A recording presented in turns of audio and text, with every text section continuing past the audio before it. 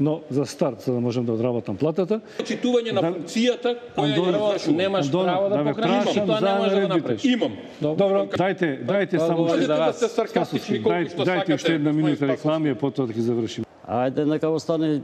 Па тоа прашате го заев. Чекај сега. Патот до пеколот е поплачен со добри намери. Прочистување на избирачкиот список. Уште не ќе го чистиме. Значи, ако расчистивме, а не расчистивме очигледно, тоа ќе биде некаде околу 9 часот, значи за 2-3 минути. Во времето на Бранко Црвенковски. Немојте така. Онтолошки тие се тука. Најкратко кој Ја реди. таму ама до пола книга се одбележали. Нема да читаме цел. А ве молам режија.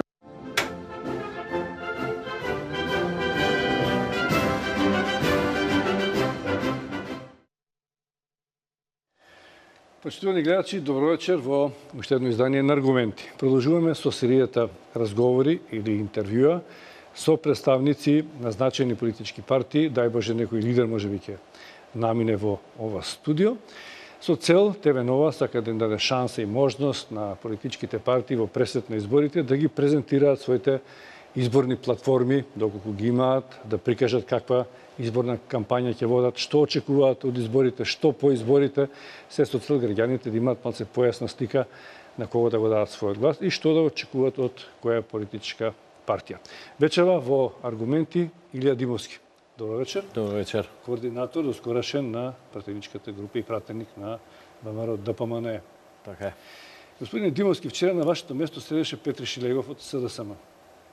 За вас двајцата велат дека сте биле најострите, најлутите политички противници на собраницката говорница. Дали е така и дали можеме да очекуваме дека и во наредниот парламентарен состав ќе ги вкрстувате вашите политички ставови? Јас почитувам луѓе со изградени ставови. Нема дилема околу тоа, посебно ако тие ставови се искрени и прецизни. Не би се согласил дека пристапот кон работата ни е сличен. Само дека станува збор за сосема различен приод кон работата, но во секој случај почитувам луѓе со изграден став. Пред почетокот на емисијата тој од мене очекуваше на некој начин да бидам Илија Димовски во начинот на поставувањето на прашањата. Не знам дали успеав да бидам доволно Илија Димовски. Се надам дека нема да морам да го глумам Шилегов печева по прашањето. Се надам. Јас сум бил на дебати или на дуели повеќе, подобро кажано, со скоро сите представници на СДСМ. Сме немале прилика со господинот Шилегов. Вчера тој, искористувајќи некои пиар алатки на негови портали, овие Либертас, пушти информација дека као имало договорено дуел, а немаше договорено дуел. Веројатно ќе има време и за тоа. Така да. Зарем малку дуели сте имале? Па сме имале малку дуели, да ви кажам искрено, заради тоа што долго време не беа во собрание, а веројатно и неговиот обем на активности во СДСМ како партија не дозволуваше, тој не беше премногу често во собрание, но во секој случај тука сме. Господин Димовски, ова не е македонската телевизија, немаме некои стереотипни прашања по кои што мора да се водиме со сите гости. Некои ќе се повторуваат, некои понапред, некои поназад, но генерално ќе се обидеме да поразговараме за актуелни политички ситуации. Ви имате таква среќа денеска да почнеме со едно дневно политичко прашање. Специјалното јавно обвинителство денеска влезе и е во УБК, Управата за безбедност, но се најавува, според некои медиуми, дека почна да го чешла и Министерството за култура во однос на трошењата за музеот на ВМРО. Имате ли коментар околу тоа? Да, видете вака. Значи, има повеќе аспекти ова прашање кои што треба да се расчистат. Прво, СЈО е класична партиска организација на СДСМ. Од повеќе аспекти. Од аспекти на пристрасност, од аспекти на непрофесионалност, од аспекти на вработување на кадри кои што се директно, лично поврзани со СДСМ и од аспект на тоа дека ги спроведува сите постапки онака како што налага на потребата на СДСМ, односно на кампањата на СДСМ. За конкретниот случај со Министерство за култура. Дозволете неколку коментари. Пред неколку дена господинот Шилегов имаше пресконференција пред музејот на ВМРО и тоа беше кревање на, американците викаат awareness, односно кревање на познавање на граѓаните, односно насочување на вниманието кон еден објект. После 2-3 дена, случајно, нели, по овие портали и медиуми кои што веројатно своите вести ги добиваат од седиштето на СДСМ, почнаа да ги пуштаат тие информации дека има еден објект за кој што се испитува, дека е вака, дека е така. И трета фаза доаѓаме во која што е сите очекуваме утре во текот на денот да излезе специјалното јавно обвинителство и да не фасцинира сите да падне во несвест дека ќе започне предистражна постапка. Значи не истрага, не истражна постапка, не обвинение, туку предистражна постапка. И тоа многу случајно се поклопува да е на 2-3 дена пред 23 октомври. Денот кога е основано историското Денот на ВМРО, да. ВМРО.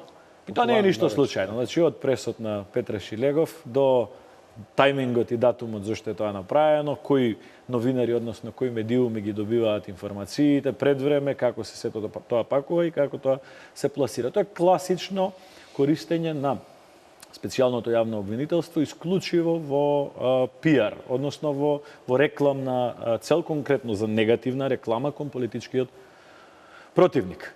Тоа е програмата на СДСМ. Тоа ќе биде сконцентрирано СДСМ и ние не сме изненадени. Посебно, дозволете, пред доаѓање тука, дознав дека тие пред неколку дена биле во Министерството за култура, дали истражители или обвинители од специјалното јавно обвинителство, не ме држете за збор, биле таму, побарале документи, да погледнат, да видат, се им било возможено. Си имале со нив тефтери, си ги запишале бројчињата на документите, си запишале све што им треба, све им било дадено на увид без при тоа да во тој момент има било каква одлука на суд дека треба да се влезе или не треба да се влезе да се истражи или да не се истражи. Сето тоа им било дадено на располагање. Денешната наредба од суд која што ја добиле, според моите информации, добиена врз база на лажен исказ. А лажниот исказ е дека СЈО се пожалило пред судот дека не им било дозволено пристап до документацијата. Говорите за УБК? Зборам за Министерство за култура. Зборам за Министерство за култура. За УБК. Не, зборам за Министерството за култура. За УБК не знам многу детали, нормално е да не знам, нити јас, нити повеќе луѓе. Но за Министерството за култура знам дека е даден лажен исказ пред судот, дека не им било дозволено пристап до документација. А тоа им било возможно пред неколку дена. Значи, прво станува збор за давање на лажен исказ, кој што е проблематично од аспект на право и од аспект на почитување. веројатно. Апсолутно. Во некоја постапка. Апсолутно дека ќе треба да се утврдува, заради тоа што никој не може да биде над законот. Тоа е смислата на постоење на институции, смислата на постоење на држава, смислата на постоење на закон. Нека си ја тераат работата, но нека си ја тераат работата онака како што налагаат законодавството, односно законот за кривична постапка, кој што е еднаков за сите јавни обвинители во Република Македонија. Че тие права кои што ги има државното јавно обвинителство или основно јавно обвинителство во некои од градовите во Македонија, ги има и според законот за кривична постапка и специјалното јавно обвинителство. Не верувам до сега дека има било кој јавен обвинител во Република Македонија кој што добил налог од суд врз база на лажна изјава. Лажен исказ.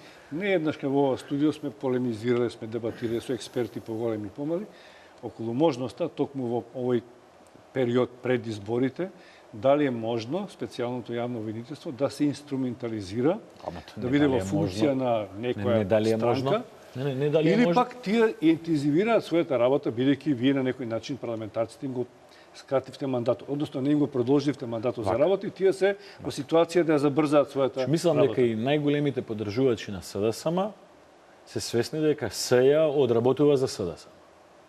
И оттаму е поддршката отворена дека сега Катица ќе ја заврши работата. А што можете вие да направите? Видете, значи, како можете на тоа да го членовите спречите? на СДСМ во моментот, ако им дадете да одлучат кој им е побитен, дали председателот на нивната партија или Катица Јанева, специјалниот јавен обвинител, и тоа да оди на тајно гласање, јас гарантирам дека на тоа тајно гласање Катица Јанева ќе го победи Зоран Заев. И тука нема дилема. Видете, смислата на постоење на таа институција беше заради тоа што една од двете големи политички страни во оваа држава имаше недоверба спрема досегашното јавно обвинителство како тоа работи. И беше насочувано за транспарентност, имање, немање, транспарентност, пристрасност, имање, немање. Исто го видува како вие сега, дека е провамаровско, дека работи против опозицијата. Во ред. Јас не гледам ниту еден пример. И тоа е паралелен систем. Не гледам ниту еден пример кој што со промил е сличен на ова што го прави специјалното јавно обвинителство, но не и се доволно било една од страните да има сомнеш. Сега не е прашање сомнеш.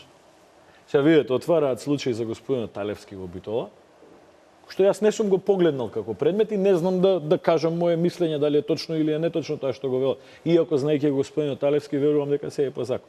Но во ист момент на прашањето зошто таков случај не отворите за градоначалникот на Струмица, кој што е случајно и лидер на СДС, но нели сите сме еднакви пред законот. Заради тоа што постапките кои што се водени во Битола се водени и во Струмица. Истите постапки, истиот начин на водење на постапка. Разликата е тоа што во Битола е платена 3 пати помала сума од таа што е платена во Струмица. И сега во ситуација кога отвараат истрага за Талевски, а не отвараат истрага за Заев, за ист предмет, каде што во Струмица е 3 пати повеќе пари потрошено по километар, по ученик, ви станува сосема перфектно јасно дека не е тоа пристрасност. Тоа е составен дел од структура на СДСМ. Тоа е составен дел од структура политичка, која што има политичка цел, нема правна цел. Јас жалам што е така. Идејата не беше тоа.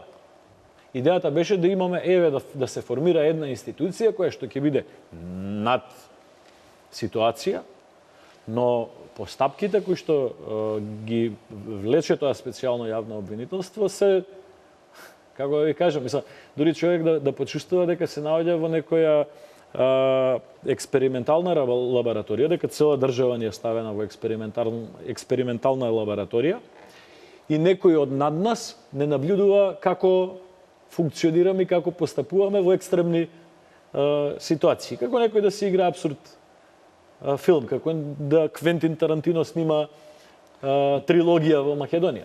Може ли со овие постапки, ве праша дали може да се инструментализира во изборна постапка, на изборните резултати, дали може да се почувствува кај вас меѓу членството недоверба, дали имате чувство потреба да ги објасните овие работи? Може ли со реторичко? Бидејќи таа не оди на избори, мислам и да ја кажете вистината или не. Да, оди на избори. СЈО оди на избори. Како да ви кажам, СЈО е составен дел од СДС. Граѓаните не ја бираат СЈО. Значи да направите најцрниот ѓавол. Видете, ај со едно реторичко прашање да се обидам за да не заради толку дебатава меѓу мене и вас, туку заради граѓаните да не разберат. Замислете во овој период на ист начин да постапува државното јавно обвинителство спрема СДС. Па да видиме како тоа најблиските пријатели добивале тендери, зошто добивале по 3 пати поголема цена, како се вработувале, кој на кого му вработувал, па да видиме милион други сумнителни постапки кои што се случувале во Струмица или поврзани со било кој друг функционер. Може да наштети, сакам да кажам дека замислете, како СДСМ би реагирала во таква ситуација. Истото што го прави СЈО да го прави државното јавно обвинителство спрема другата страна. Како би реагирало СДСМ? Како би реагирале нивните медиуми? Не разбирале ве вашата реакција? Како би реагирале и други некои фактори во целата ситуација. Но, како да ви кажам, мене ми е совршено јасно што СЈО сака да постигне. Но од друга страна па сум и сигурен врз база на нивните постапки. Значи, таму се водат истраги за едно, за друго, за пето, за 10, за 100, не е ни битно. Нека водат за се. Врз база на нивните постапки, јас сум сигурен дека луѓето немаат ништо. Зошто? Правен абсурд, Љубиша, во собрание од страна на специјалниот јавен обвинител за предметот за Талевски беше кажано дека не постои оштетно побарување, односно нема штета. Нема направено штета.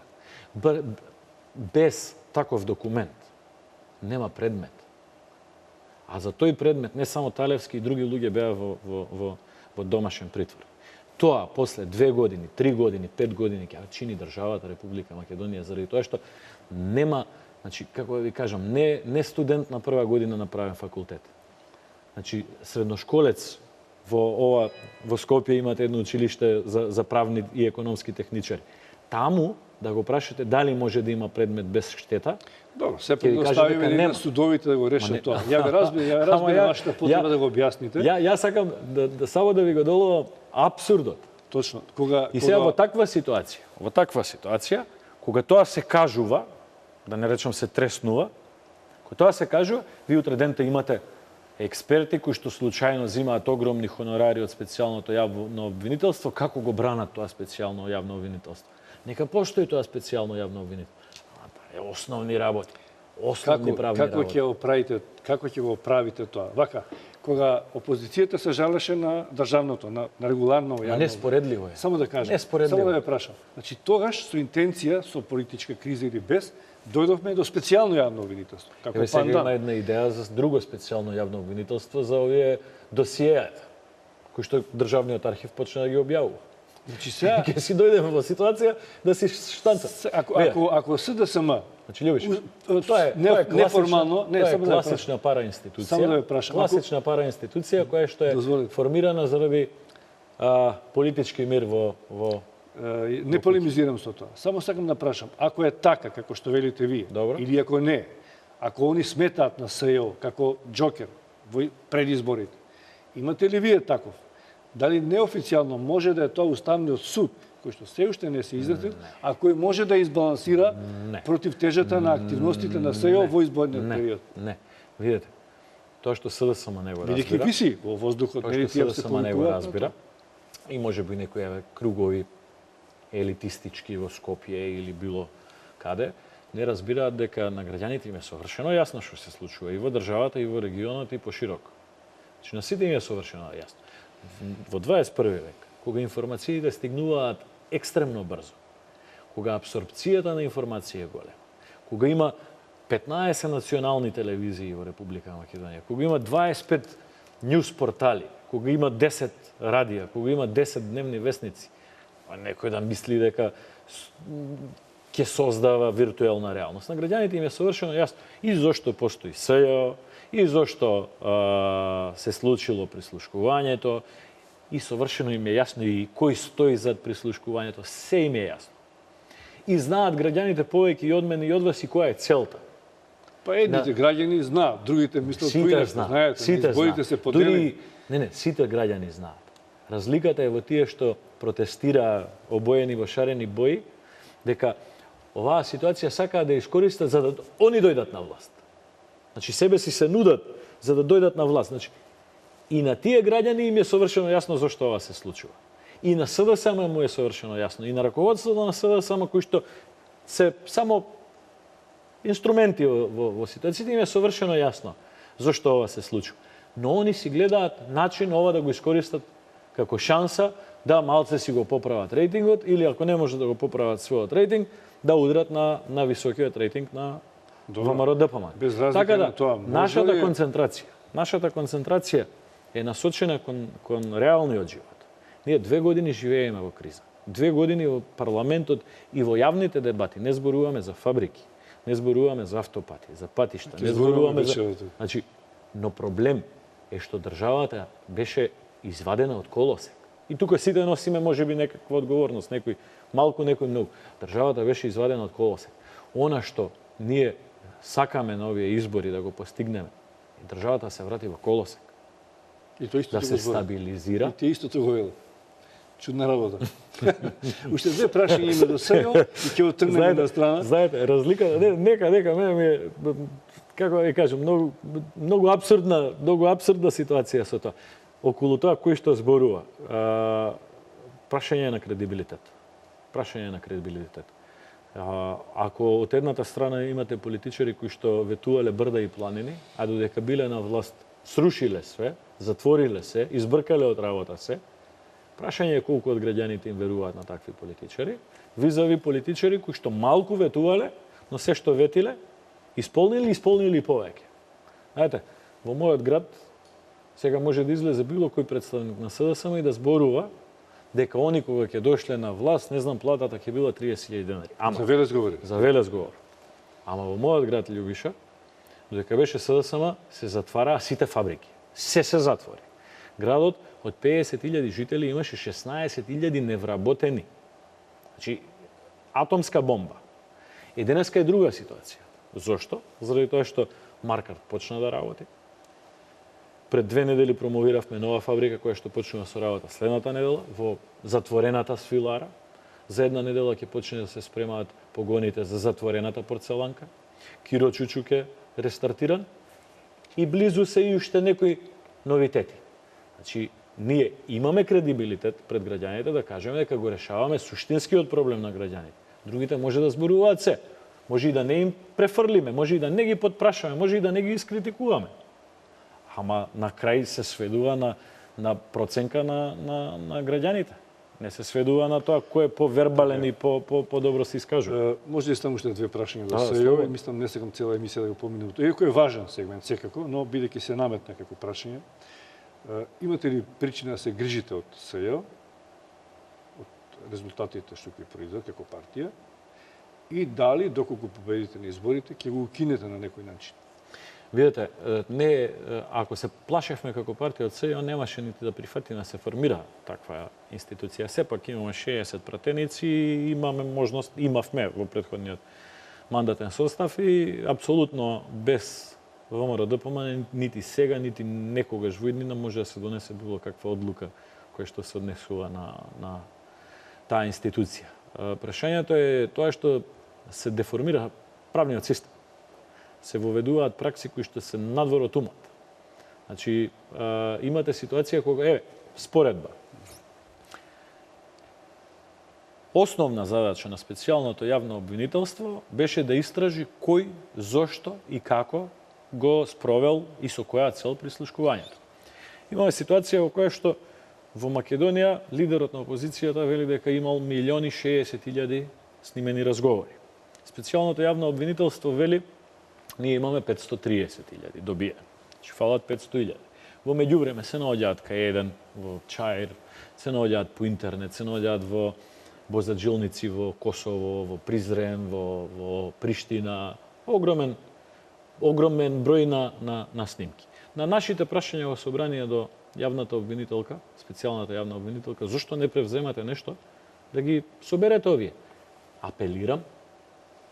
И сега јас би рекол, зошто не апелира и за УБК, туку влегува во УБК. И нека влегува, окей, нема што да се скрие. Зошто не влезе и на други места, за да ги прибере снимките? Или, дали воопшто постои од неј за изјава, побарана, од господинот Зоран Заев, кој него му ги дал? Не мора да дознае јавноста? Нека си има во судска постапка, нека си го класифицираат тоа. Доволно е господинот Зоран Заев да каже кој него му ги предал снимките и ќе почне да се расплетува мрежата. Но не постои таква изјава.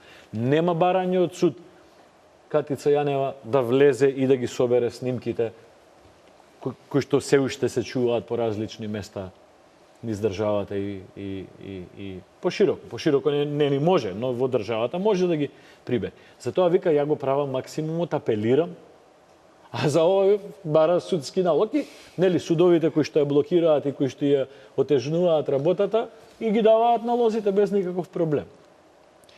Дивовски, поминеме на една друга група на прашања. Околу тоа, дали има услови за избори и дали ќе се одржат изборите? Мисле, чини дека вие повеќе пати како партија укажувавте дека секогаш постоеле услови за фери демократски избори, но фер е да ве прашам уште еднаш, после многу средби, полемики, прочистување на избирачкиот список, некои звездички се формираа, некои не. Дали сега може да се каже дека имаме таман услови за фери демократски избори, кои што по изборите едните или другите ќе ги признаат и ќе му честитаат на победникот? Ако почнем да одговарам од позади на вашето прашање, веројатно ќе имам дилема, заради тоа што се сомневам дека само ќе го признае резултатот на изборите. Но од почеток, целата приказка околу немањето на услови во Република Македонија се сконцентрира околу две теми. Едната тема беше избирачкиот список, втората тема беше медиумите. Под неколку реченици за двете. Избирачкиот список денеска е ист како избирачкиот список за изборите 2014, 2013, 2011. Значи нема апсолутно никакви драстични промени. Кога веројатно бев еден од првите кои што кажав дека, знаете, приказката дека не може во држава со 2 милиони жители да има 1.800.000 гласачи. Ја бев еден од првите кои што кажав, чекајте малце, запрете, кренете рачно, ние имаме 2 милиони жители во државата, иако вие попатно кажувате дека 600.000 избегале, што е неточно, но имаме 2.400.000 државјани на Република Македонија, односно луѓе кои што имаат македонско државјанство, македонски статус на граѓани. И право да гласаат. И право да гласаат. Од 2.400.000, 1.800.000. во странство не се ни 600.000, ни 500.000, ни испата негден 170.000, кои што во главном се во Плюс оние 80, сконцентрирани во изборна единица кој што ВМРО ДПМН добива 3 до 4 пратеници максимум, каде што значи ние добиваме пратеници, но не ја однесуваме победата во таа изборна единица, нити па таа изборна единица премногу нас ни влие на изборната победа. Да, 3-4 пратеници се многу значени, ние сме благодарни што ете токму во таа изборна единица максимумот го вадиме од така условно кажано македонските гласачи, но најголем број на пратеници добиваме во тројка, во четворка, во петка, во двојка, во единица, не во шеска. Така да приказката, дека имало фантоми, дека 200.000 гласачи имало плюс, дека имало дупли запишувања на глас, дека дури во еден момент излета дека се 500.000 фантоми. Сето тоа е паднато во вода. Чекайте, како е паднато во вода? Тие Така е сега паднато во вода. се помирија со фактот дека е ист избирачкиот список, но мора да кажат дека нешто направиле, Го дека потпишаа избирачкиот список, ист како што беше 2014. они глумат сега дека го прочистиле, знаат дека е истиот или Како? Видете, они тврдеа дека има Или 200.000 фантоми. 200.000 фантоми. Кај се тие 200.000, ако избирачкиот список е ист? Кој од тие 1.800.000 денеска запишани, кои 200.000 се фантоми? зошто би потпишале тогаш? Зошто, значи, нема попрочистен избирачки список од македонскиот во овој момент во било која европска држава. Они доставија 53-4 прашања врз база на кои што Државната изборна комисија за секое прашање изготви методологија како да се провери.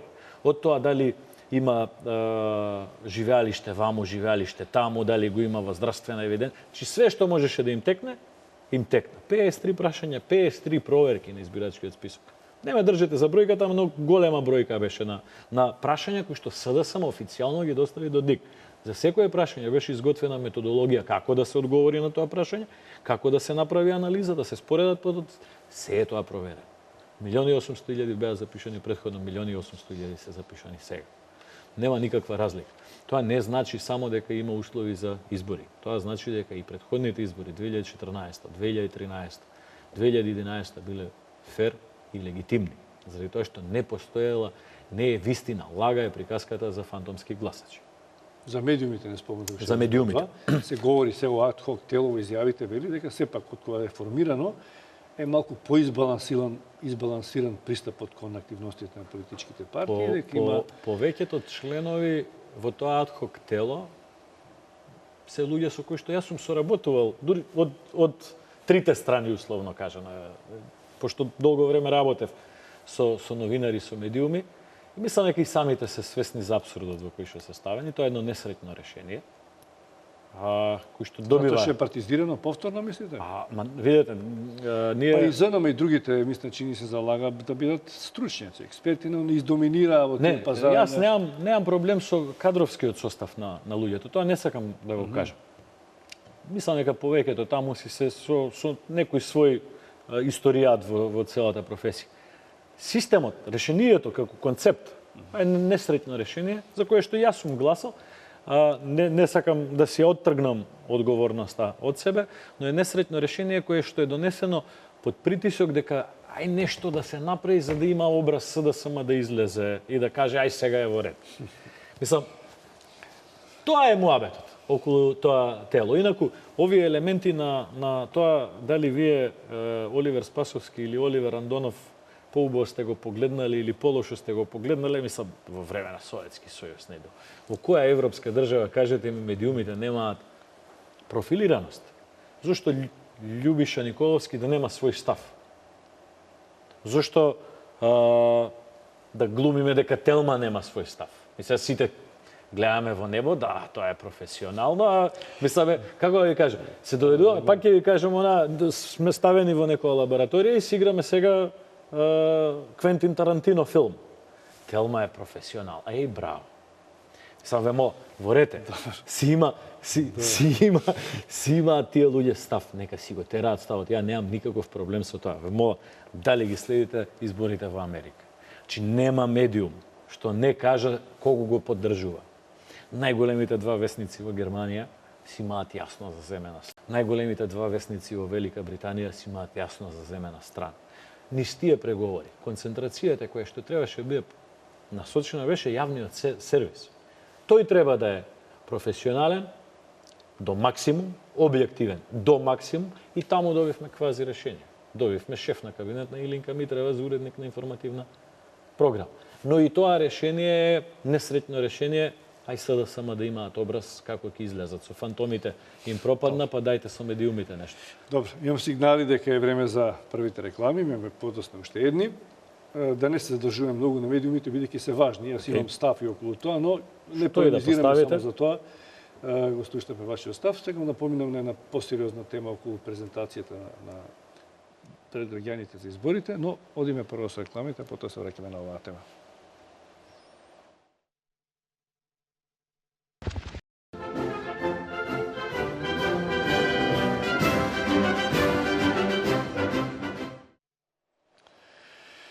Ево сме во вториот дел од емисијата Аргументи. Разговараме со господинот Илија Димовски, доскорашен пратеник и координатор на пратеничката група на ВМРО ДПМН. Господин Димовски, поминавме значаен дел околу некои активности и активни ситуации на политичката сцена. Но бидејќи рековме дека целата оваа идеја е малку и шанса да ви дадеме и простор на секоја политичка партија што ќе најде одзив да дојде тука, да проговориме со што фактички одите на овие избори, каква кампања ќе водите и со што ќе им се обратите на граѓаните. Видете, имавте вие неколку дена сега отчетност, тоа стана вака популарно. Две работи. Тоа на што ќе Две работи. Прво, секако, пошто ја управуваме Република Македонија, мораме да кажеме што сме направиле. И од аспект на потреба од отчетност пред граѓаните, но и од аспект на кредибилитет на кажаниот збор.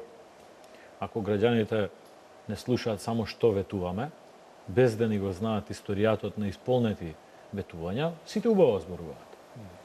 Нели?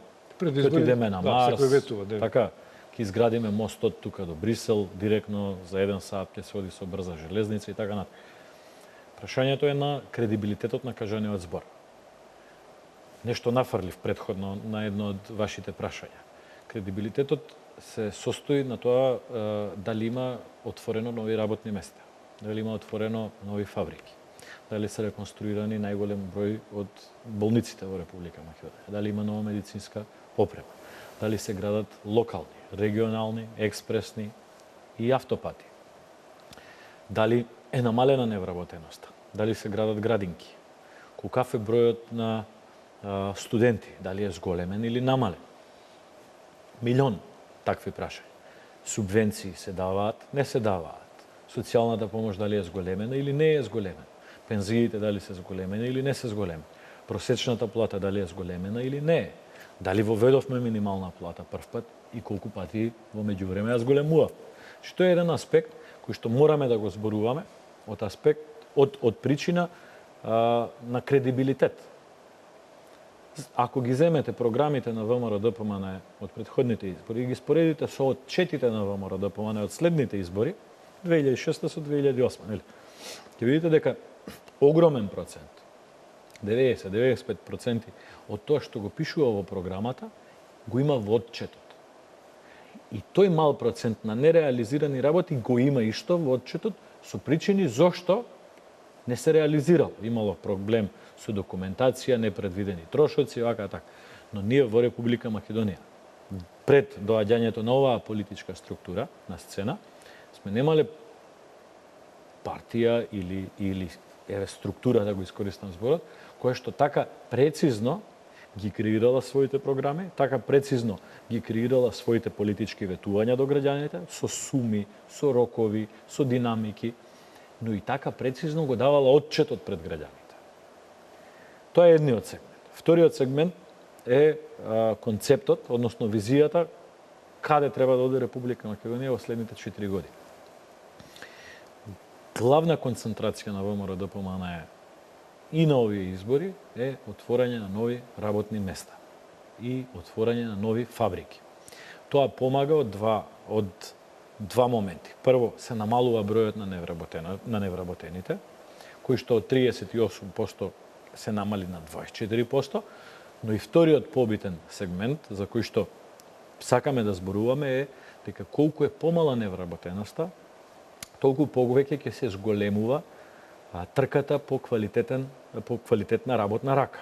Односно, таа трка ќе создаде притисок за зголемување на платите. Платите во приватниот сектор не може да се покачуваат административно, нити со одлука на партија, нити со одлука на собрание, нити со одлука на влада, туку треба пазарот, економската ситуација, економската кондиција во државата сама да направи притисок врз приватниот сектор. Во мојот град имаше неколку бизнисмени, да кажам, кои што искористија периодот на транзиција, формираа некои своји фирми, почнаа да критикуваат, да се жалат зошто толку се концентрираме на привлекување на странски инвестиции. Зошто? Заради тоа што почнаа луѓето да бираат каде ќе работат. Односно да бегаат таму каде што земаат помала плата. И тоа е единствената патека. Отварање на фабрики и како странски инвестиции поддршка на домашните компании да го шират своето производство. Отварање на работни места и природно на тоа зголемување на стандардот, односно зголемување на примањата кои што ги имаат граѓаните. Тоа е главна концентрација на тоа што ќе зборува ВМРО-ДПМН во следниот период. Секако со огромен број на аспекти од инфраструктура, од гасоводни системи, од здравство, образование, социјална заштита, заштита на деца, разноразни категории на граѓани кои што имаат посебен интерес, образование и така натака. Но, сакам да потенцирам две работи. Тоа што ќе биде понуда од ВМРО-ДПМН, граѓаните можат да го земат за сериозна понуда. И можат да веруваат дека тоа што ќе биде понудено и ќе биде реализирано. Прва работа. Втора работа, поради тоа што на неколку пати се одложуваа изборите, а ние во континуитет работиме на подготовка на програмата на партијата, скоро цела година, и се вклучени огромен број на луѓе кои што директно ги познава јавноста, но и позадински многу голем број на експерти од секоја област. Оваа програма ќе биде најобемна и најпрецизна и прилично изненадувачка за многу сегменти од граѓаните. Господине Димовски, кога говорите за програма и отчетност, и во парламентот и сега говорите најмногу за вложување во инфраструктура. Се разбира, секогаш има опозицијата дека малку вложувате во инфраструктурата, дека непродуктивно трошите, а во рамки на непродуктивното трошење најчесто се споменува проектот Скопје 2014, за кое вие се уште во рамки на отчетот немате кажано колку тој чини, веројатно многу, јас не знам колку, може би вечера ќе кажете, иако за волја на вистината градежниците кои што учествува во проектот Скопје 2014 не се жалеа многу, трљаа раце, заработија доста, дел им се допаѓа на граѓаните. Го има ли во отчетот тоа? И видете, единствен начин како државата да го стимулира развојот, затоа повеќе може да ви зборуваат економисти, единствен начин како државата да го стимулира развојот на економијата е градежништвото.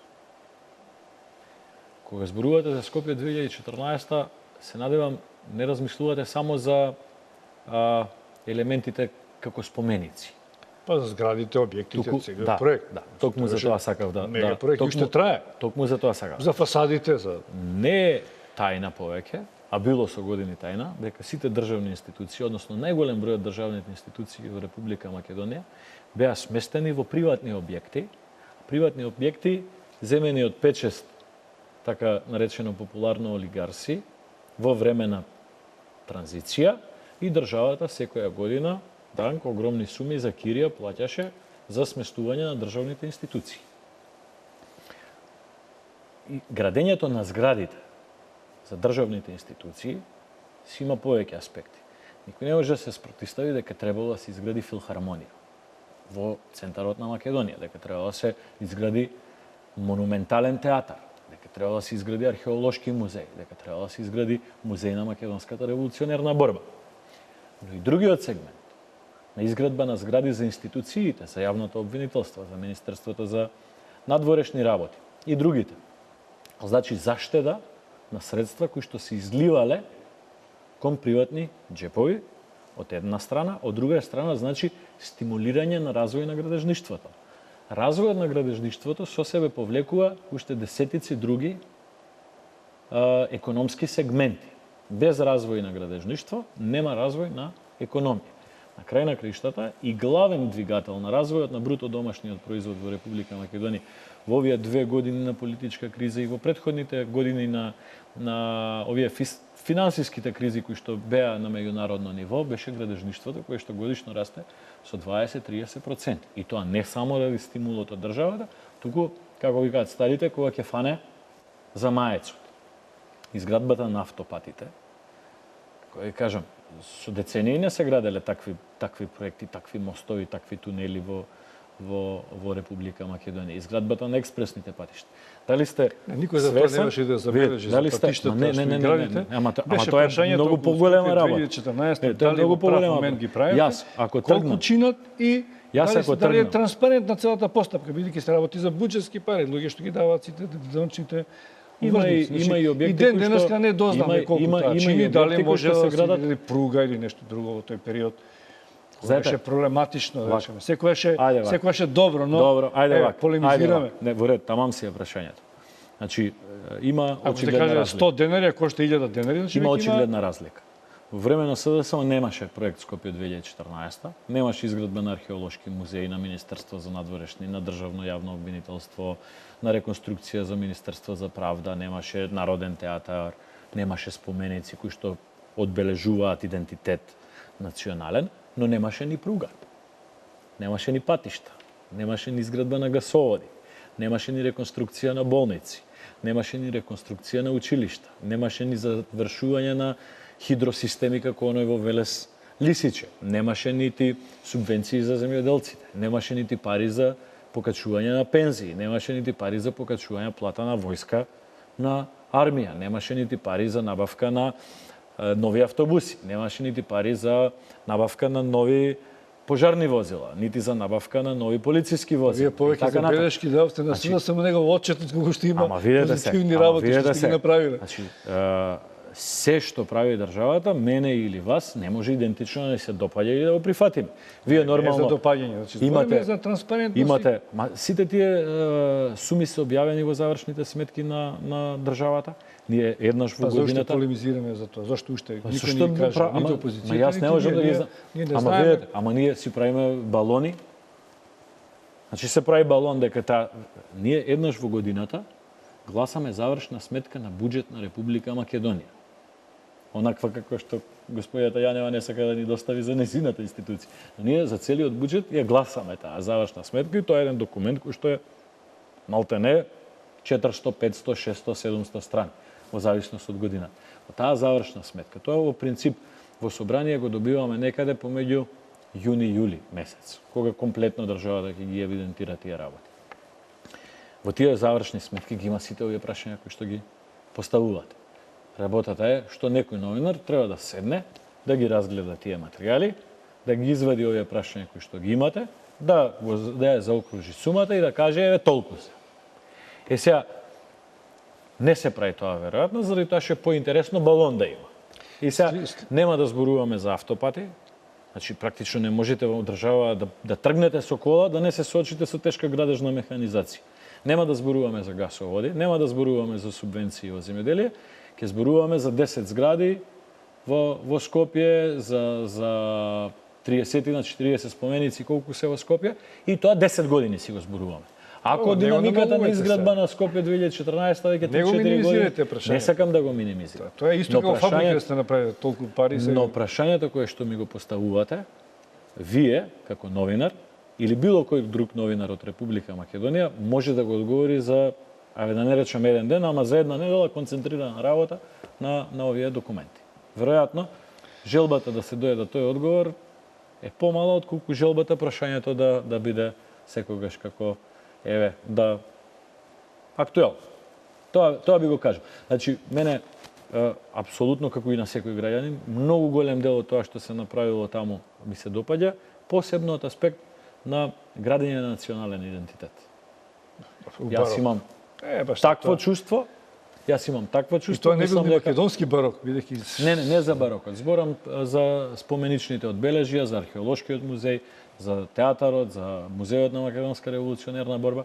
Мене тој сегмент најмногу ми се допаѓа. Но знам граѓани кои што тоа повеќе или помалку не им значи. Сега лично правиме мојба како надвор од емисија. Разликата која што сакам различен, но знаете, Македонија е различна во се. И етнички, и религиски, и политички.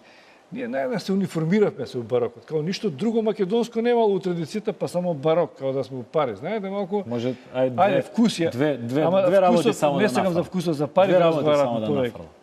Значи, оние градови кои што биле градови пред 100-150 години, биле со елементи на тој барок. Знаете се, као... Битола, извинете, ама сега ако сакаме да ги отвараме темите. Битола, не ги отвараме. Битола, Ресен. Ама како да не ви се допаѓало ништо во ова Скопје. Знаете, како сакате да направите некој друг град. Јас претенциозно. Јас живеам во Велес. Работам во Скопје. Не го гледате Скопје многу. Јете со граници. Не, ние го гледаме секој ден, знаете. Сериозно. Во ред. И Скопје не е такво како што било па генерацијата пред вас, што па и Велес да го направиме, значи, цело барок. Не бива па цела Македонија да претвориме тоа. Малце се зафркаваме со прашања. Карикираме, не го бранам барокот. Нешто претерано. Не го барам барокот. Но да ми кажете дека барок немало во Македонија, ќе ви речам, извинете, може немало толку. Ама видете, Скопје пред 100 години имал 10.000 жители, од кои пола биле турци. И сега некој мене да ми се чука во гради, ние старото Скопје, духот на Скопје. Што е духот на Скопје? Гоце Делчев? Немате се, јас сум Скопјанец, вие сте Велешенец, јас сум Скопјанец. Ама извинете, Љубиш. Не се расправаме околу тоа. Ама еве ќе се расправаме. Што е духот на Скопје?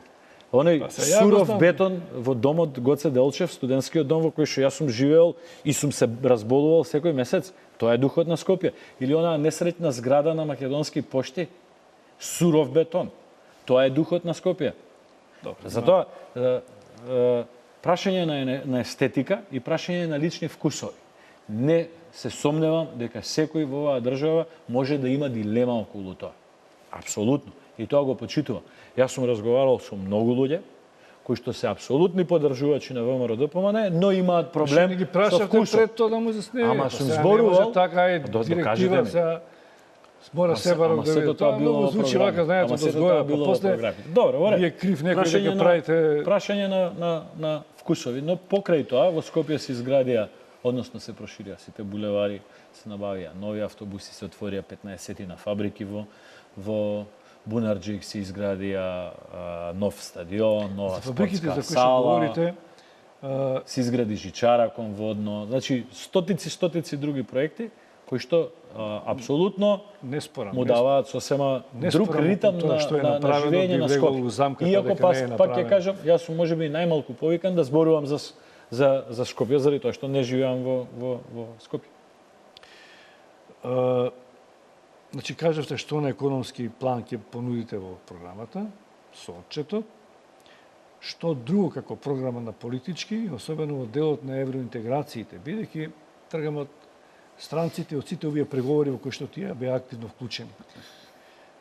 За нив изборите не се цел, како што можеби тоа се за вас или за СДСМ, освојување на власт или задржување на власта, за нив се почеток на нешто што треба да следи, кое било причина за кризата, можеби, и она што нив ги интересира каде Македонија во регионот и во евроатлантските интеграции ќе оди. Значи, дали тоа ќе им го говорите на граѓаните и генерално сега, кои се вашите опции пост изборно, каде ќе ја терате Македонија? Тука контекстот е таков што во Република Македонија нема друга релевантна алтернативна понуда визави концептот за нашата патека кон ЕУ и НАТО. Тоа си има и меѓународен импакт, но си има и внатрешни причини. Тоа е една од темите на кои што мнозинството од граѓани имаат некаков кохезивен елемент. И таа патека нормално ќе се обидеме да ја продолжиме и ќе ја продолжувам. Инсистирањето на тоа прашање во внатрешно политички контекст е малце чудно од аспект дека внатрешниот контекст после овие избори нема да влијае кон нашата патека за членство во ЕУ и во НАТО никако поинаку, освен ако не се најде некоја политичка структура која што е спремна да го прифати условувањето од страна на нашиот јужен сосед. Само во тој момент може нешто драстично да се промени. Значи, ние добиваме 7-8 години позитивни препораки и позитивни извештаи дека Република Македонија е спремна да ги започне преговорите за полноправно членство. Јас со целосна одговорност ќе кажам дека Република Македонија е сега поспремна во овој момент за да започне преговори со членство, отколку во моментот кога една, две или три држави беа во моментот кога станаат членови на Европската унија. Без да насочувам, не сакам погрешно да бидам сватен, но горе-доле и вие и граѓаните ме разбирате. Така да, од тој аспект, единствена промена која што драстично може да влијае на таа патека е дали има политичка структура во Република Македонија која што е спремна да го прифати условувањето од страна на Грција. Значи, и странците и аналитичарите сметаат дека решавање на прашањето на спорот со името не е можно без ВМРО да помага. Значи, Добро е да го знаат тоа. Што значи тоа? Имајќи ги предвид бројот на гласачи или на истомисленици кои што не се подготвени за промена на името, нели? Иако не знам се дали другите се подготвени бидејќи ги менуваат ставовите во политичките програми, па сега Зависи кичмата како ја постави. не знам, но сега референдум сега треба да имаат бараат сите, така. Тоа е општествена консенсус, тоа е референдумско изјаснување, така. Значи така се говори во јавност. Да, ама во исто време имате пред 2 недели изјава дека сега е моментот да ја редефинираме Република Македонија од лидерот на опозиција. Дали така, тоа значи да не ги прескокнуваме работите. Тоа ми е залез за прашањето. Би сакал да ги имаме сите аспекти. Тоа ми е залез за прашањето. Не дојдовме до изборите, ќе се вратам повторно уште малку околу некои прашања што мене ме интересираат, но ајде дојдовме кога да ги завршиме избориве. Исто така е актуелна тезата и темата, идејата за коалиција, постизборна коалиција на сите партии, како што е сега. Некоја концентрациона влада, која ќе има задача. Освен на внатрешно политички план, малку да ја спушти топката. Овие поделби што постојат меѓу вас и опозицијата, што се пренесува на улиците меѓу граѓаните, кој што е на степен на завривање, значи веќе е нетолерантноста кој е ВМРО-ец, кој е СДС-овец. Таа влада би требало тоа да го среди дома, но веројатно, според некои аналитичари за меѓународна политика, дека тоа е подготовка за на некој начин решавање на спорот со името или барање формула што ќе не доближи, ќе ја прескокнеме или не решението на спорот, а ќе влеземе во НАТО и ќе ги почнеме преговорите за членство во Европската унија. Дали би прифатиле таква, дали се говори на вистина, бие бевте дел од преговорите за Пршинскиот договор, дали се отворила таква тема, дали имате сознание и вашиот став за таква влада? Причината зашто бараме од граѓаните мнозинство во парламентот, порам апсолутно мнозинство, 63 пратеници, да не биде доведена државата во ситуација да биде уценувана од повеќе фактори да се редефинира себе си. Тоа постои како опасност. Не треба да се правиме слепи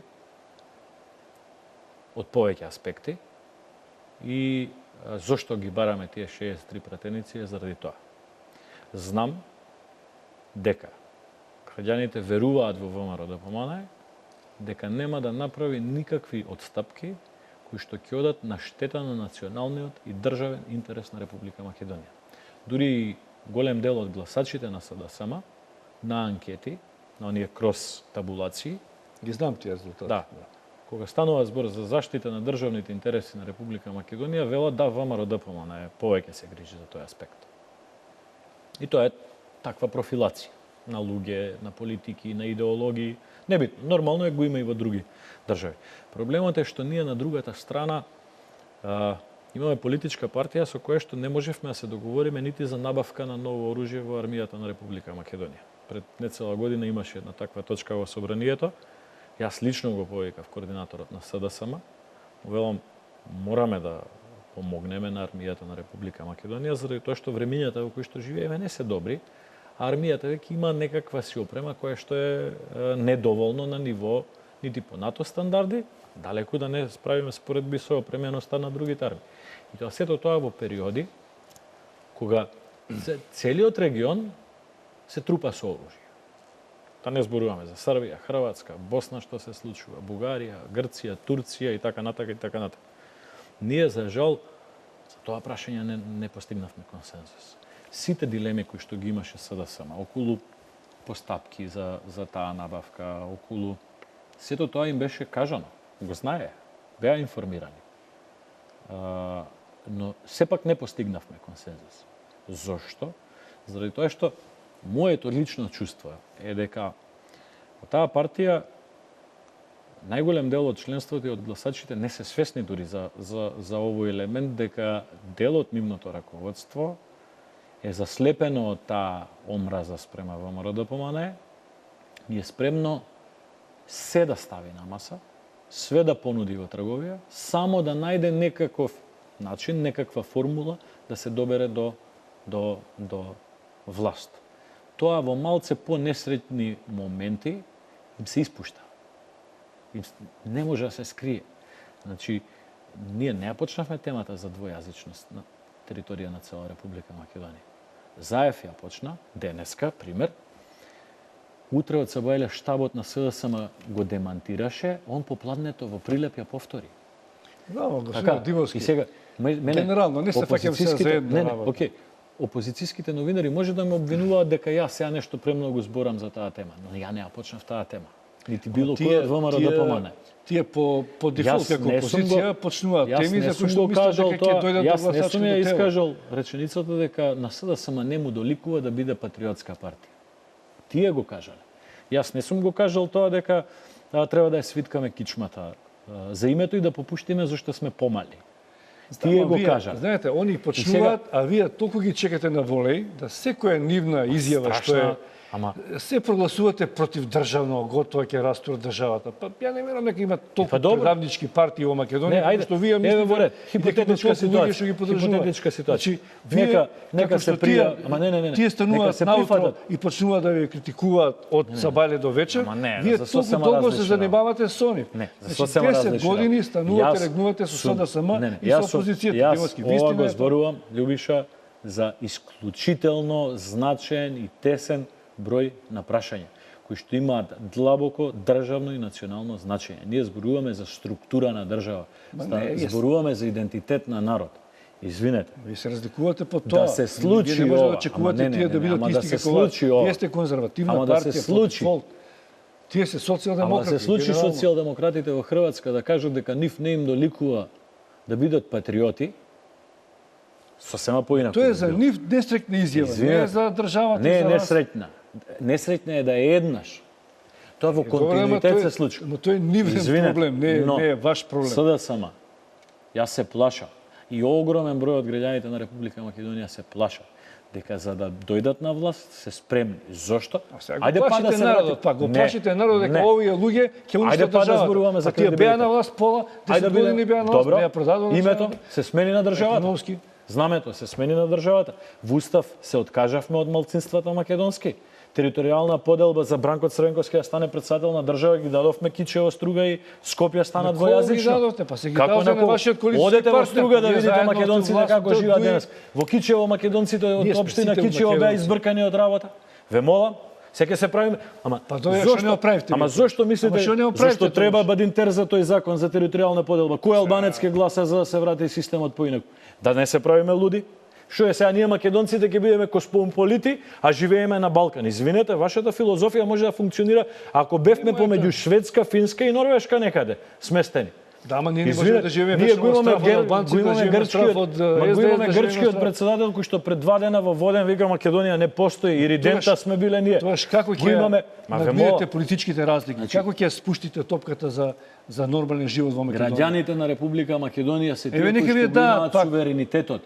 Тие ќе одлучат. Во нормални услови. Нека ви дадат довербата, што во нормални услови. Не може да остане ништо. Не треба да остане ништо. Ние не можеме поделени да живееме до овој степен. Таа партија која што ги губи изборите прави реформа. И таа што ги добива треба да прави реформа континуирана да се подобрува, да ги наоѓа своите грешки, да ги наоѓа своите слабости од програмски аспект или од кадровски аспект. Немам Вие сте дилема. власт, вие сте патер фамилија, значи семејството вие го држите. Но партијата која што губи, за да има обнова на понудата, секогаш го менува тимот комплет. Нема пример во Европа партија да губи 10 години на избори и повторно што вие истите вас лица. гајле? Вие Тоа е генератор на кризата, Љубиша, не е Ама за вие гајле. сакате нацртана Ама не опозиција можете, да имате. ама не е за Господине нацртана Димовски, опозиција. Не Господине постои Љубиша, нарачана ајде, дозволете ми да опозиција. ви Јас само објаснам. генерално ви Ајде, кажам дека нема не е опозиција нарачана по опозиција. нарачка. Ајде, Они си го трпат разберете. последиците на тоа што се такви. И тоа Ама сите го трпиме знаат. сите. Па сега некаква опозиција ќе трпите. Поарна. Не, нема, трпиме таква сите е. како граѓани. Еве направете опозиција. Јас можам вие. да се занимавам со политика еден ден, ќе заправам да се занимавам со политика. Ќе живеам во оваа држава и вие да се објасниме. Каде во Европа ќе најдете политичар од типот на подпредседателката на СДСМ, кој што 10-15 години се обидува да дојде на власт, не успева и пас отстрани. Ама тоа не е ваш проблем. Ама тоа е не. проблем. Дозволете ми да ви објаснам зошто е проблем. Симпатизерите на СДСМ е проблем. Дозволете ми Што да ви си живеат објаснам со тие зошто е луѓе. проблем на сите граѓани на Република Македонија. Па не е на ВБРовците, не е проблем. На сите, Зошто на е сите. проблем? Заради Ај, тоа кажете. што такви политичари кои што 10-15 години не успеваат да се реализираат, ја креираат таа негативна енергија. Заради тоа што да, Видите, сега опозицијата дозволете, критикува. нека критикува. Па колку Ама да критикува? деструкција Ајде, против пишете им собствена држава, деструкција против собствена држава. Така е, малце повеќе треба да Не е говорите така. Кој физички напаѓаше полиција? Кој маршираше во Скопје против армијата, додека армијата беше на јужна граница и ја бранеше државата од мигранти, од нелегален влез на мигранти? Ве молам, значи окей, не ги ама оставате се ајде да затвориме и да викаме како ќе окей, ги се е смените? фин. Како ќе ги преправите да бидат такви? Тие што ја водат таа партија можете треба да да ја разберат. уништите сосема, да има Не е 5 за пратеника уништување, и тоа не, ќе и таа да се уништи друга опозиција ќе се создаде. Не е тоа. Па, како да ви кажам? Проблемот е што таа опозиција не наоѓа начин да ја победи оваа Што да им правиме? опозиција. Па не може, тоа е добро па за треба вас. се- Good for ама не you, е- вика, не. Абе, во ред, добро е за нас од еден се- аспект. Од друг што да ви аспект е кажам? штетно за државата, заради тоа што таквата стагнација на таа партија креира негативна енергија, креира омраза. Тоа што вие ме прашавте на Ама и почетокот. вие криете омраза, правејќи ги предавници и деструктивци. Извинете, ама јас Знаете не што, кажав. кај вашиот дел на подржувачите создавате мислење дека тие се лошите дечки у Македонија. Дај да ги уништиме. Добро, Знаете, вие мислите дека треба да ја свиткаме кичмата за името? Ја не мислам Дали ништо, мислите? ја нема што да мислам. Дали Јас мислите имам- дека треба двојазичност да има во Кочани, во Штип, во Велес, во Пехчево, Тука седеше еден во Радовиш? аналитичар од албанците кој што рече таа понуда на заев за продавање сирење у Прилеп не е понуда реална за внимание. Тој е албанец, тој смета дека тоа не дека е предизборна игра. Зошто вие имате дилема? Тој така смета, јас Зошто сум имате албанец, дилема? не знам. Зошто имате дилема дека јас како пратеник од Велес или од цела трета изборна единица немам право да кажам дека граѓаните на градот каде што живеам или на градовите каде што гласале за листава на која што јас сум избран за пратеник, не сакаат да слушнат нити за двојазичност, нити за промена на уставно име на држава. Тие не се власт, не може да го сменат тоа. Ама тоа ќе го понудата- направат. Тоа ќе го Чекајте. направат. Како ќе го направат? Знаеш како? Ја не стигна да ги Знаете прашам, како, ја извинете. Шилего за Знаете тоа. како? Знаете како?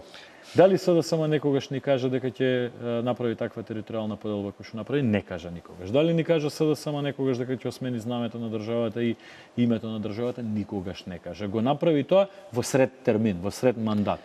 Сега не сум сега да само не можам доволно да ги бранам. Ма не. Тие велат ние сме државотворни, влегопме Ја ве во разбирам дека Обединети вие сакате нации. да извлечете максимум од нешто прашањата и го направиме за прифаќам тоа. државата. Сега говориме како држава која постои, иначе можеше да Ама не они биде. отворено зборуваат дека треба да ја свиткаме кичмата. Јас Знаете што? видете, Димовски, да не како сум што вие- политичар. како што Извинете, вие не Љубиш, им да прифаќате не дека сум тие политичар. направиле нешто, Не, и не. вие не прифаќате дека тие нешто за тие 10 години нешто Да направиле. не сум политичар. Знаете, вие Да сум обичен граѓанин кој што не се занимава со политика. За прашањето за идентитетот на македонскиот народ, верувајте, ќе станам на нас. не знам дали некој Мислам дека да тие го што ме продаде познаваат, името. Не знам мислам дали дека има тие некој. што ме познаваат лично пред да влезам активно во политика, ме разбираат што зборува. Заради тоа што јас сум легол во политика Знаете што? заради некои своји лични Димовски, причини. ние малку знаеме за преговорите. Тоа што ќе ни кажете вие, толку знаеме. И така и градиме мит или не мит за вас кои што преговарате. Така беше во времето Имаме на Јуче дела за нас. Георгиевски, за Тилето Имаме Пурковски, дела за нас. за Бранко, за Груевски. Има дела за нас. Не, околу името говорам, значи преговорите. Па некој е продал за 1 милион, некој не го продал 2 милиона, па ловеле риби заедно. Не, останаа муабетите. Никој не знае што дал, што не дал. До сега ништо не е направено. Како не? Во време на која партија, господине Љубиша, се смени знамето? Чекайте, во време на која партија се прифати? Во време на која партија се прифати бивша Југословенска република Македонија? Во време на која партија во уставот внесовме дека нема да се грижиме за малцинствата македонски надвор од нашите граници? Знаете што? Во кое време? Некои политики меѓународни не се водат само тука, се водат надвор. Таму каде што и вие одите сега и каде што доаѓаат тука. Ама сепак и вие сте под притисок на истите кои што биле тогаш под притисок на меѓународните. Го попуштиле на притисок, а другите не попуштиле. Па тие постигнале нешто. Влегле во Обединети нации. Влезете вие во НАТО. Што да ви речам сега? Се ме терате јас да држам став за кој ќе формирам партија или ако влезам ќе го застапувам. Сакам да кажам дека мора да имате, ако сте државотворна партија, ако сакате да ги помирите разлики, морате да вие да најдете модус вивенди како да ги акцептира, ако не партијата, оние што ги поддржуваат.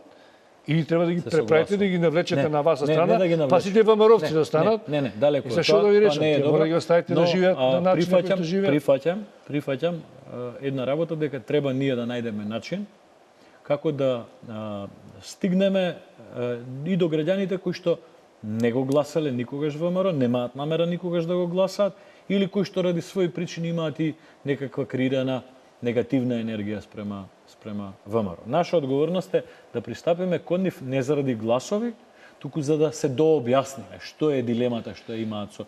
И тоа го прифаќам. И како најголема политичка партија, ние мораме, веројатно, многу повеќе да посветиме внимание на тој сегмент од граѓаните, за да се избегнат вакви непријатни ситуации кои што ги имавме. Тоа го прифаќам. Но, дозволете ми да имам страв дека политичка партија, која што еднаш направила одстапки кои што се на штета на националните и државни интереси. Ама не може да знаете дека пак ќе ги направи, посебно заради тоа што тогаш ги направи без да најави, а сега ги најавува.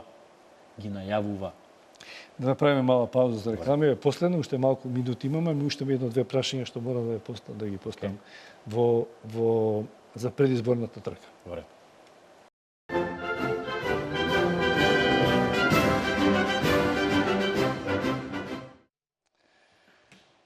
Повеќе од час разговараме со Илија Димовски.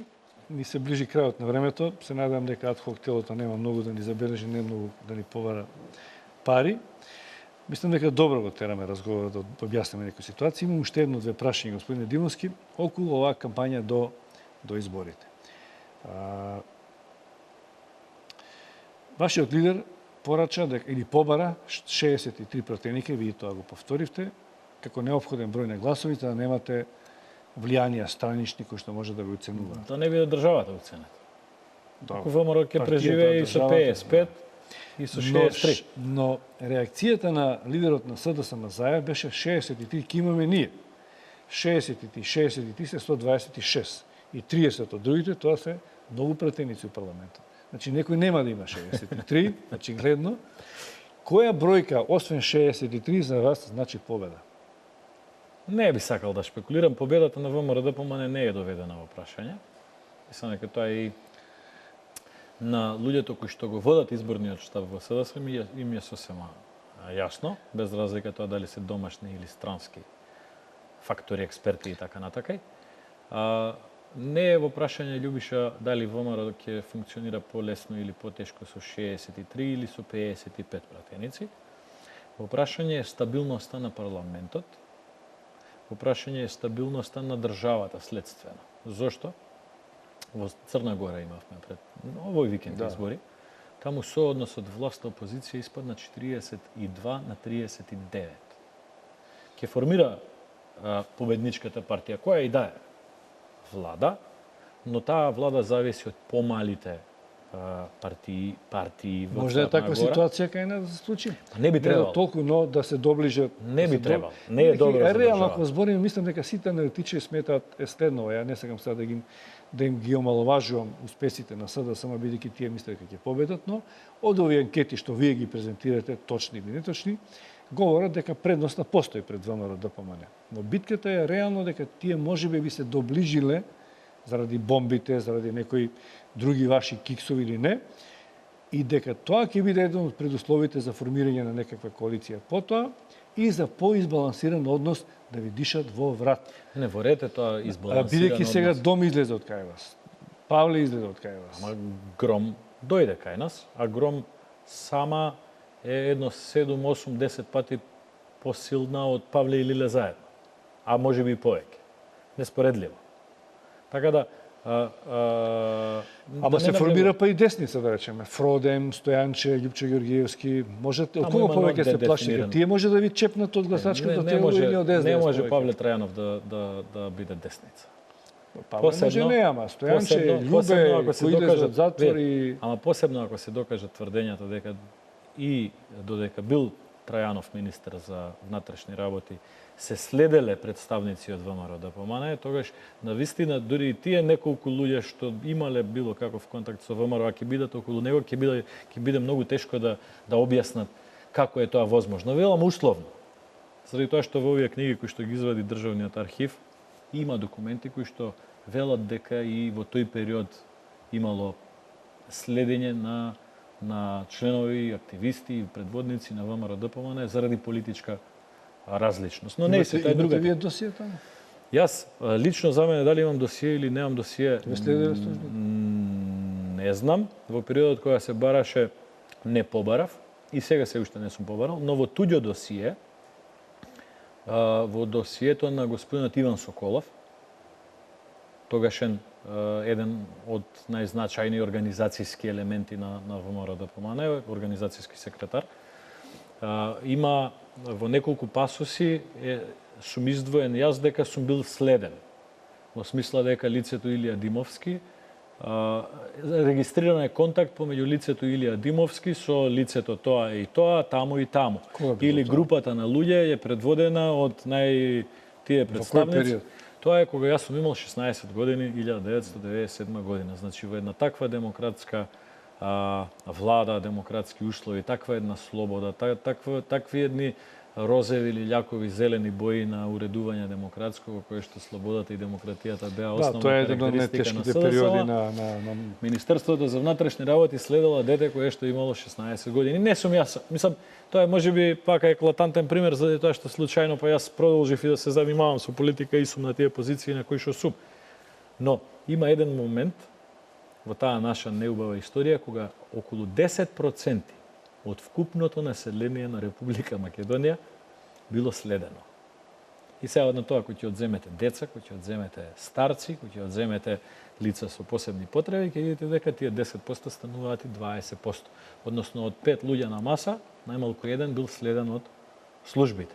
И сега тие луѓе, или нивните наследници, или еден кодош, тие луѓе и нивните наследници, фамилиарни или идеолошки, нас не изборуваат за демократија, за слобода, за режим, ве молам. Теорија на абсурдот, Квентин Тарантино филм. Господин Димовски, ви благодарам што бевте. Ви благодарам за аргументи, за одвоеното време. Знам дека сте во кампања или имате обврски спрема граѓаните, гласачите во местото каде што се и пошироко. И посакувам, како и на претходникот, успешна кампања, фер кампања, да има што помалку црнила, како велите вие, црна кампања и негативни. И нека одберат граѓаните тоа што мислам дека е најдобро. Тоа ќе биде секако, заради тоа што нив им припаѓа суверенитетот.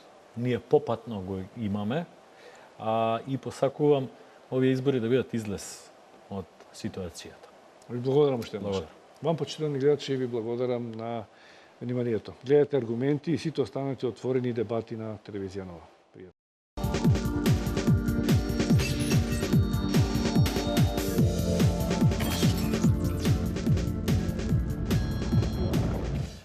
Но за старт, за да можем да одработам платата, читување на функцијата која немаш право да покажеш, тоа не може да направиш. Имам. Добро, дайте само да сте саркастични.